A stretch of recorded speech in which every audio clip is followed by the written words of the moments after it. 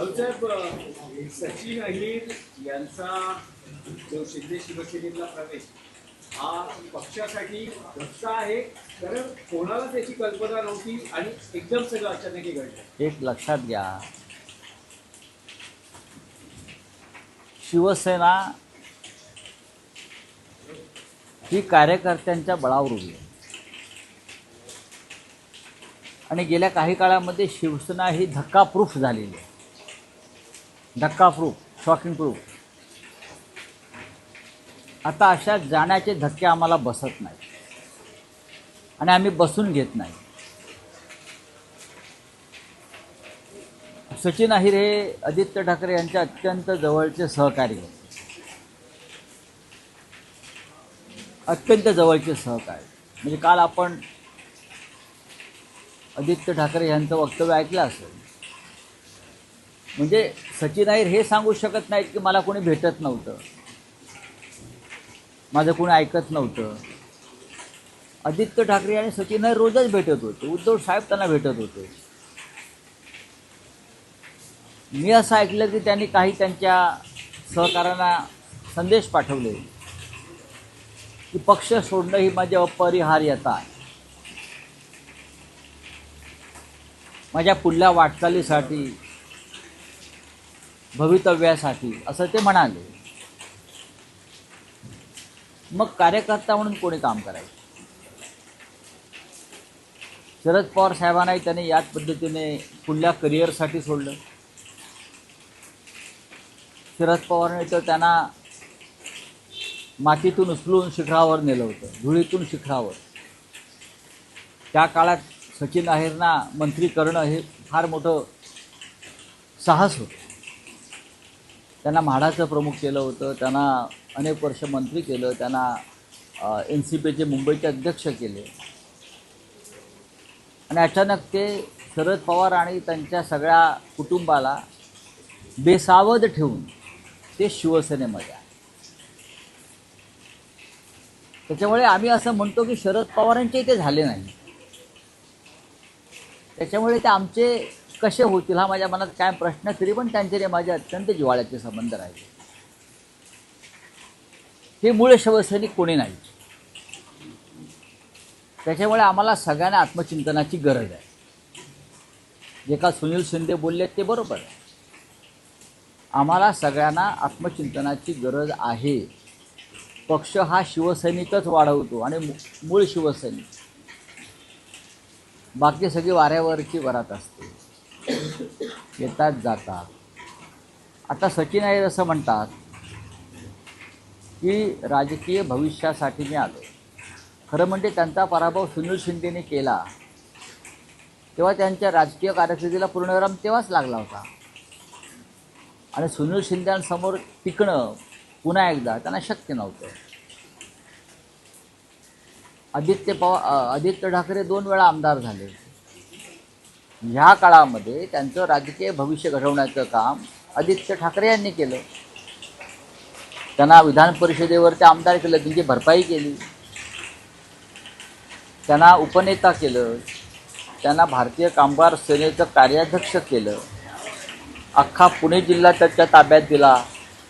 अजून एखाद्याला काय द्यायला पाहिजे की जो समाधानी राहील? माणसाला समाधानी राहणं ही फार मोठा संस्कार आणि कला आहे.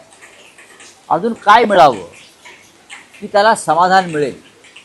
इतकं मिळाल्यावर सुद्धा त्यांना वाटत असेल की माझी करिअर झाली नाही किंवा माझ्या करिअरमध्ये अडथळे येतात. आणि त्यासाठी मी तुमच्यावरती, आम्ही सगळ्यांनी इतकं प्रेम केलं, ठाकरे कुटुंबाने केलं, शिवसैनिकांनी केलं, त्यांना अंधारात ठेवून झोपेत असताना डोक्यात दगड टाकून निघून गेलात. ह्याला इमान म्हणत नाही. बघा, मी अत्यंत सौम्यपणे बोलतो. आता ते गेलेले आहेत. कोणाकडे गेले? तर एकनाथ शिंदेंकडे गेले. काय दिलं? तर त्यांना उपसभापती पद दिलं. अजून काय देणार? अजून कुठेतरी उमेदवारी देतील. पण तुमचा जो राजकीय प्रवास आहे त्या राजकीय प्रवासामध्ये जागोजाग तुम्ही ज्या खानाखुणा दिसतात, अडथळे आहेत, हे तुम्हाला इतिहासामध्ये कलंकित करणारे आहे. एखाद्या पदाशिवाय जर एखादा कार्यकर्ता किंवा नेता राहू शकत नसेल तर ती लालच तुमच्या राजकीय कारकिर्दीचा अंत करू शकते, एवढंच मी सांगू शकतो. सचिन अहिर गेल्यामुळे वाईट जरूर वाटला मला, आमचे सहकारी होते, पण त्यांनी असं करायला नको होतं, कारण त्यांना सर्व काही मिळालं होतं, सर्व काही दिलं होतं. मान, सन्मान, प्रतिष्ठा, पद, जे ज्या पदासाठी गेले ते पद, हे सर्व दिल्यावर जर एखादा माणूस जात असेल आणि त्याला फोडल्याबद्दल एकनाथ शिंदे विकट हास्य रावणाप्रमाणे करत असतील, ते काल रावणाप्रमाणे हसेल. कसले चौकार आणि षटकार मारताय तुम्ही, मला सांगा जरा. आज तुमच्या हातामध्ये पाशवी सत्ता आहे, पैसा आहे आणि दिल्लीतील व्यापाऱ्यांचा आशीर्वाद आहे, म्हणून तुम्ही करू शकता. तुम्ही असे कार्यकर्ते फोडून दाखवा ज्यांना काहीच नको आहे, ज्यांना काही नको, ज्यांना कोणताही मोह नाही तुमच्या पदाचा, प्रतिष्ठेचा, पैशाचा, आणि मग आम्हाला अशा प्रकारे हसून दाखवा. काय चाललं या राज्यामध्ये? या राज्याची जी नासाडी सुरू आहे, वैचारिकदृष्ट्या, सांस्कृतिकदृष्ट्या जे अधपतन सुरू आहे, त्याचा काळा कुठे इतिहास जेव्हा लिहिला जाईल तेव्हा त्यातली अनेक पानं ही देवेंद्र फडणवीस आणि एकनाथ शिंदेवर लिहिले जातात. आता तुम्ही एक मोठं विधान केलं. तुम्ही म्हणाला की पक्षाला आत्मचिंतनाची गरज आहे. गेल्या 4 वर्षात जे काही घडलं आणि अलीकडच्या काळात 6 खासदार गेले आणि काल सचिन अहिर यांचा एक अनपेक्षित धक्का. आता हे आत्मचिंतन कधी केलं जाणार आहे? आणखी किती वाढ बघितली जाणार? एक लक्षात घ्या तुम्ही,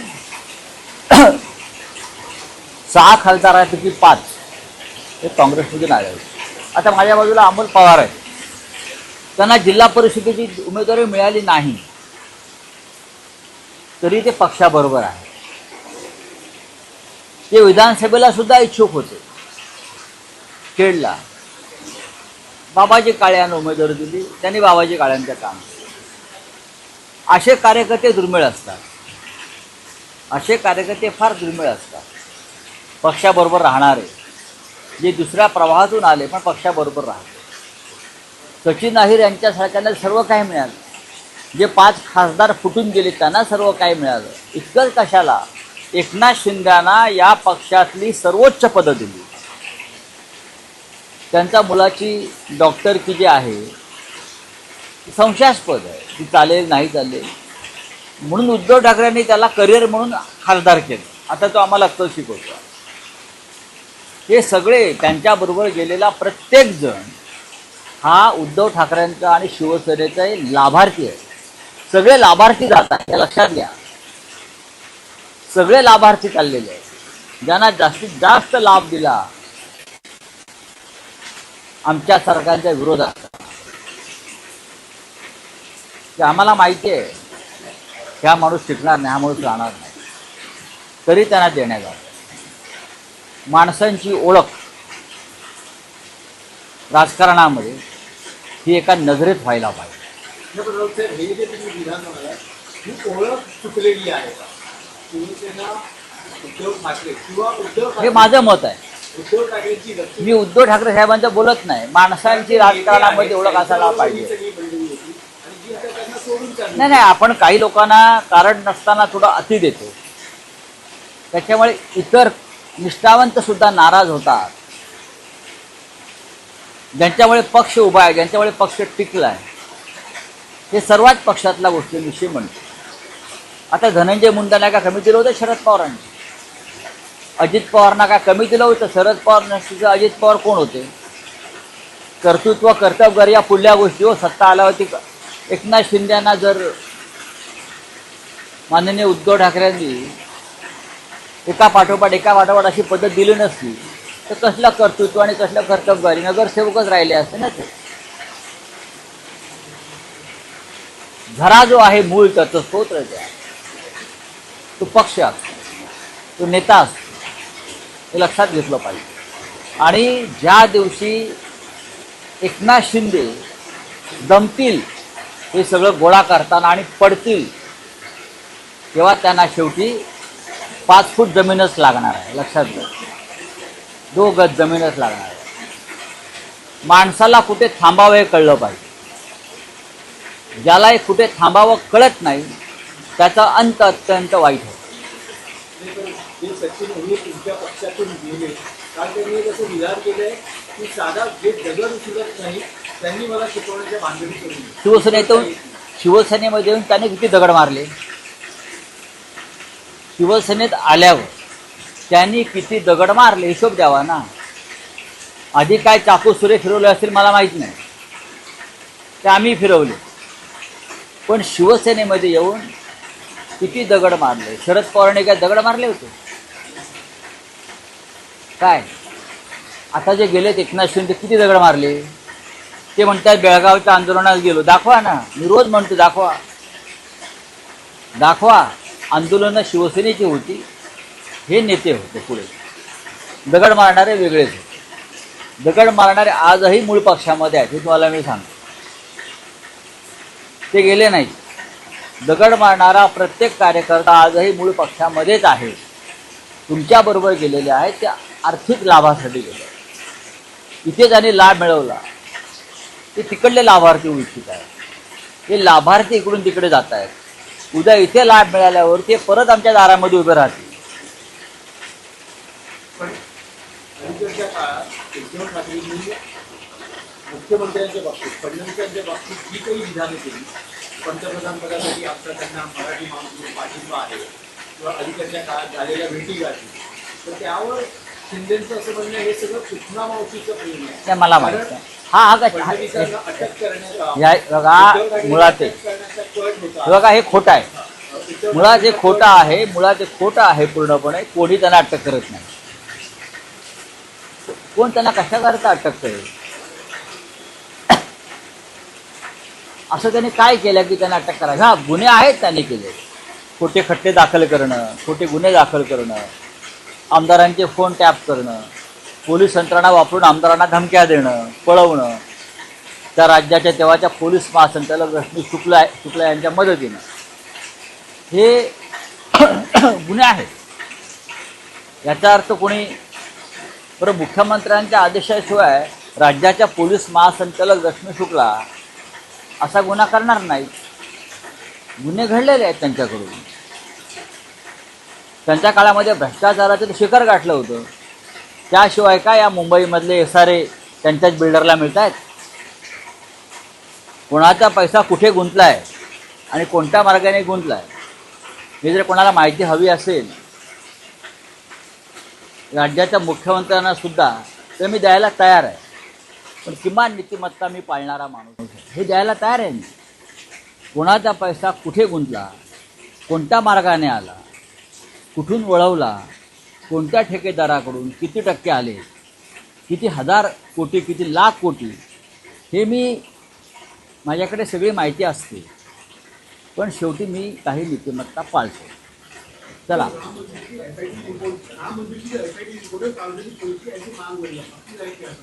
हमारी राय क्या होगी? चंपत राय को सबसे पहले अरेस्ट करो, अनिल मिश्रा को अरेस्ट करो, गोपाल राय को अरेस्ट करो. जिसने जिसने वहाँ ज़मीनें खरीद कर ट्रस्ट को बेचा है वो अयोध्या के एक मेयर को अरेस्ट करो. ये छोटी मछली को आपने अरेस्ट किया है. राम मंदिर को लूटा है ये लोगों ने. ये सबसे बड़ा रामद्रोह है, सबसे बड़ा देशद्रोह भी है. अगर ये और कोई लोग करते तो आप पूरी भारतीय जनता पार्टी सड़क पर उतरती. हिंदुत्व खतरे में, हिंदुत्व खतरे में.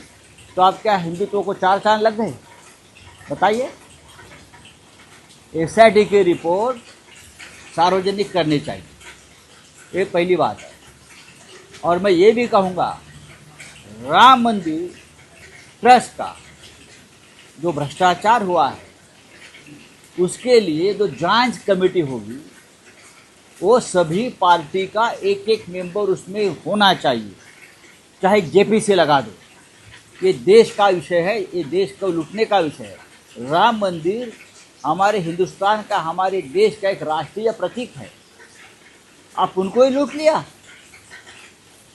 तो मैं कहूँगा कि ऑल पार्टी इंक्वायरी कमेटी लगाइए। आप जो बातें छुपा रहे हैं, दबा रहे हो ना, ये ठीक नहीं है।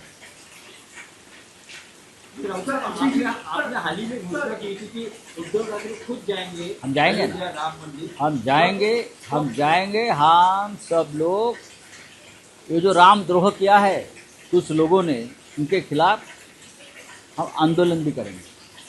जल्दी आपको उद्धव जी खुद बताएंगे उस बारे में। फिर से एक देशव्यापी आंदोलन की घोषणा शिवसेना डेफिनेटली। करेगी। देखिए, कल आपने देखा होगा कांग्रेस के स्टेट प्रेसिडेंट उत्तर प्रदेश के अजय राय साहब जो अयोध्या निकल रहे थे, राम मंदिर में निकल रहे थे, उनको धर दबोचा और उनको अरेस्ट किया। क्यों नहीं जाने देते? और नेताओं को क्या छुपाना चाहते हो?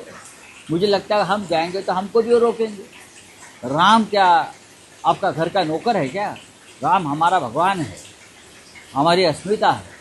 बीजेपी को लगता है राम उनके घर में काम करता है, जैसे चाहे राम को बदनाम करे, राम का यूज़ करे, मिसयूज़ करे। ये नहीं चलेगा।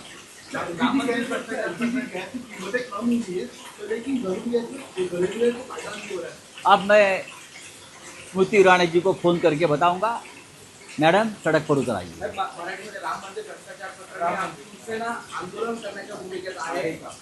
नाही, संपूर्ण राम मंदिराचा जो विषय आहे हा साधा विषय नाही आहे। घराघरातून 5-5, 10-10 रुपये लोकांनी राम मंदिरासाठी दिलेले आहेत। राम के काम में हर घर को शामिल किया गया। 5 रुपये, 10 रुपया असे घराघरातून काढून रामाच्या कार्यामध्ये जनतेला सामील करून घेतलं। तो प्रचार होता। असे कोट्यावधी रुपये जमा झाले। आतापर्यंत 2014 पासून राम मंदिराच्या नावावर भारतीय जनता पक्षाने 17,000 कोटी रुपये जमा केले। कुठे गेले? 17,000 कोटी गेले कुठे? हिशोब काय आहे? राम मंदिराच्या दानपेटीतून 550 कोटी रुपये गेले। हिशोब कुठे आहे? हा पैसा प्रभू श्रीरामाचा राजा भरताने रामाच्या सिंहासनावर त्याच्या पादुका ठेवून 14 वर्ष राज्य केलं, पण एक पैशाची अफरातफर केली नाही राम येईपर्यंत। हे हिंदुत्व आहे। आणि फक्त 2 वर्षामध्ये भारतीय जनता पक्षानं रामाचे सिंहासन विकलं, रामाचा मुकुट विकला, रामाची माळ विकली, रामाचा खजिना लुटला। रावणाने सुद्धा रामाचा खजिना कधी लुटला नाही। रावणाने पण रामाचा आदर केला। आणि भारतीय जनता पक्ष आता रावणाच्या सुदावर रामाचा खजिना लुटतात। हे भारतीय जनता पक्षाचे लोक मोहम्मद गजनीचे बाप झालेले आहेत। मोहम्मद गजनीनं सोमनाथ मंदिर 17 वेळा लुटलं, पण भारतीय जनता पक्षानं 45 दिवसात राम मंदिराची दानपेटी 70 वेळा लुटली।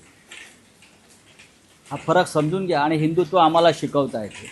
कुठे गेला सकल हिंदू समाज?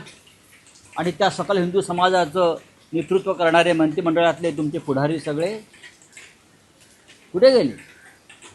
सकल हिंदू समाजाचं नेतृत्व, लव जिहाद, धर्मांतरण, रामाची लूट हा हिंदुत्वाचा विषय नाही का? हे मी ते मंत्री आहेत ना, ते काय त्यांचं नाव, काय, हां, जे स्वतःला छोटे शंकराचार्य समजतात आणि हिंदुत्वावरती प्रवचनं झोडतात, बोलले का? राम मंदिर लुटणाऱ्यांवर बोलले? आले रस्त्यावर? सकल हिंदू समाजाला आणलं का रस्त्यावर? असे अनेक लोक आहेत ना। देवेंद्र फडणवीस तेही हिंदुत्ववादीच आहेत ना, पण बोलले का? सांगा ना मला। कुंभमेळा करणारे मंत्री कोणते? हा सगळ्यात मोठा भ्रष्टाचार तिकडे होतो आहे, बोलले का? नाही ना। आम्हाला हिंदुत्व शिकवतात। आम्ही यांना रामाचा एक पैसाही लुटलेला पचवू देणार नाही। एबीपी माझा, उघडा डोळे बघा नीट।